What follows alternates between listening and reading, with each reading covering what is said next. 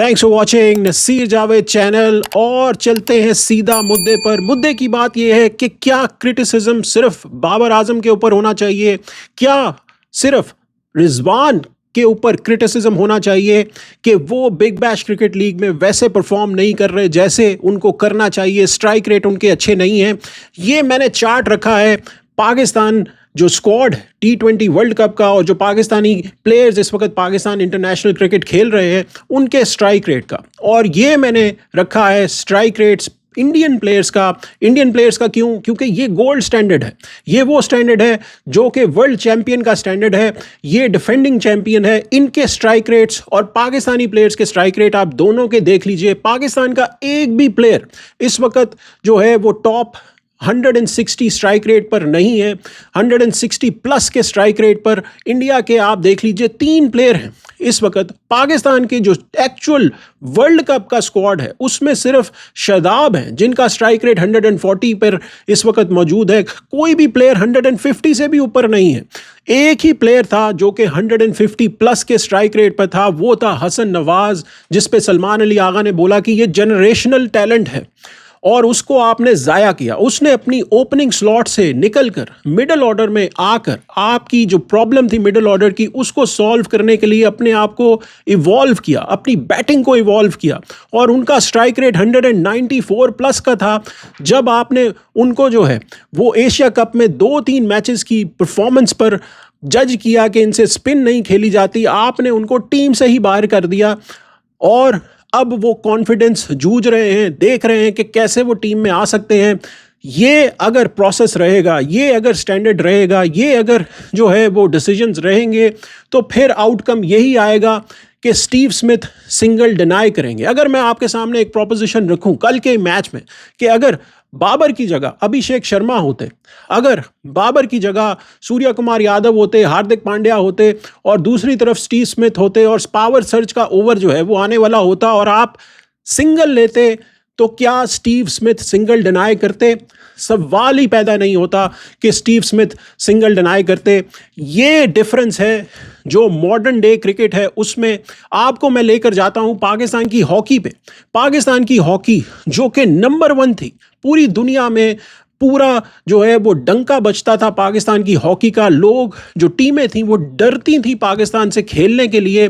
4 दफ़ा आप world champion बने हॉकी के और 3 दफ़ा गोल्ड मेडल आपने लिया, जो 70s 80s 90s में आप टॉप की टीम थे। लेकिन जब आप अर्श पे पहुंचे तो फिर जब आप गिरे तो फिर आप जब ज़मीन बोश हुए तो आपका निशान भी नहीं मिलता टॉप 20 में कि आप कहां पर मौजूद हैं। जिसमें आपकी जो रीज़न थी वो ये थी कि आपने अपनी टीम को इवॉल्व नहीं किया। मॉडर्न डे स्टैंडर्ड्स जो थे हॉकी के उनको आपने फॉलो नहीं किया। जैसे ही ऑस्ट्रो टर्फ पे हॉकी आई और 4 क्वार्टर थे वो डेवलप हुए 2 हाफ से, जब प्लेयरों को जो है वो हर वक्त एक ऐसे फिटनेस लेवल पर रहना था कि वो सरवाइव कर सके पूरी गेम को, आपने जो है वो जो प्लेयर्स थे उनकी डेवलपमेंट पे काम नहीं किया, इंफ्रास्ट्रक्चर पे काम नहीं किया, ग्राउंड्स नहीं बनाए, जिम्स नहीं बनाए जहाँ पर प्लेयर्स ट्रेनिंग कर सके, प्रॉपर जो उनको पेमेंट मिलनी चाहिए थी वो नहीं दी, तो आप पीछे रह गए। सेम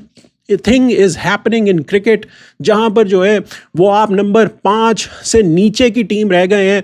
6-7 पर आप रहते हैं।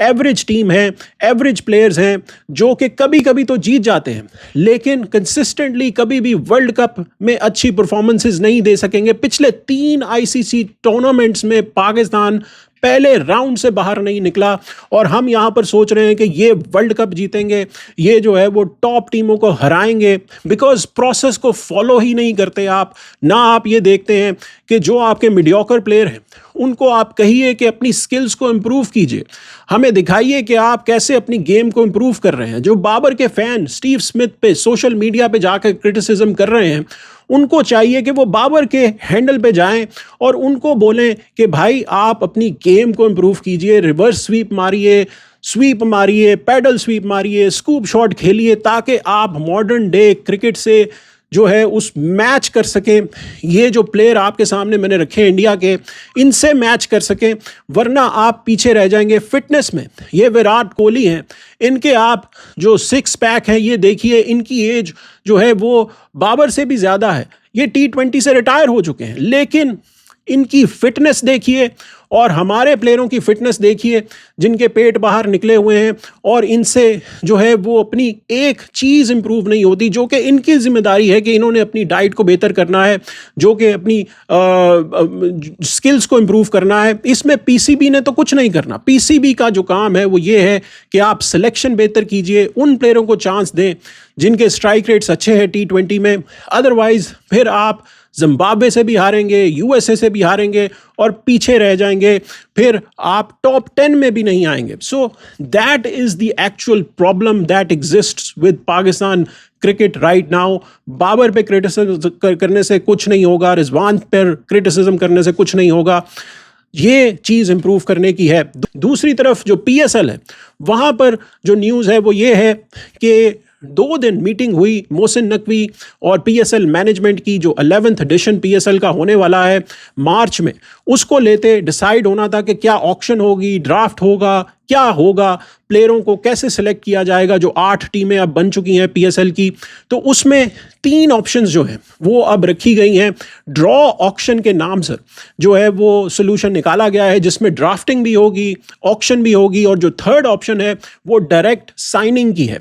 सो पहली जो ऑप्शन है वो डायरेक्ट साइनिंग है। दैट मीन्स के प्लेयर्स जैसे मैक्सवेल हो गए, डुप्लेसी हो गए, मोइन अली हो गए, उनको आप डायरेक्ट साइनिंग कर सकते हैं। टीमें जो 8 टीमें हैं, जो सबसे ज़्यादा पैसा देगा वो उनको साइन कर लेंगे, वो ना ड्राफ्ट में आएंगे ना ऑक्शन में आएंगे। दूसरी जो चीज़ थी वो ड्राफ्टिंग की है, जिसमें एलिजिबिलिटी होगी कि हर कैटेगरी से, जिसमें प्लैटिनम है, डायमंड है, सिल्वर कैटेगरी है, इन तीनों कैटेगरी में से और इमर्जिंग है, इनमें से आप एक एक प्लेयर रिटेन कर लीजिए। बाकी जो प्लेयर हैं फिर वो थर्ड ऑप्शन के ऑक्शन में चले जाएंगे और वहाँ पर बिडिंग होगी, जैसे IPL में होती है, IL T20 में होती है, और जो सबसे ज़्यादा बोली लगाएगा वो प्लेयर फिर उसमें चला जाएगा। ऑक्शन पर 2 टीमें अपोज कर रही हैं, कलंदर्स और ज़ल्मी, क्योंकि ये चाहते हैं कि सिर्फ ड्राफ्टिंग हो। सो उनको मनाया जा रहा है, जैसे ही वो मान जाएंगे तभी डेट्स डिसाइड हो जाएंगी और फिर जो है वो फाइनल जो है डिसीजन आ जाएगा। जैसे ही कोई खबर इस पे आती है तो हम आपको मज़ीद इस पे अपडेट देते हैं। वीडियो को लाइक ज़रूर कीजिएगा, शेयर ज़रूर कीजिएगा, सब्सक्राइब ज़रूर कीजिएगा चैनल को। मिलते हैं अगली वीडियो में, तब तक के लिए इजाज़त दीजिए।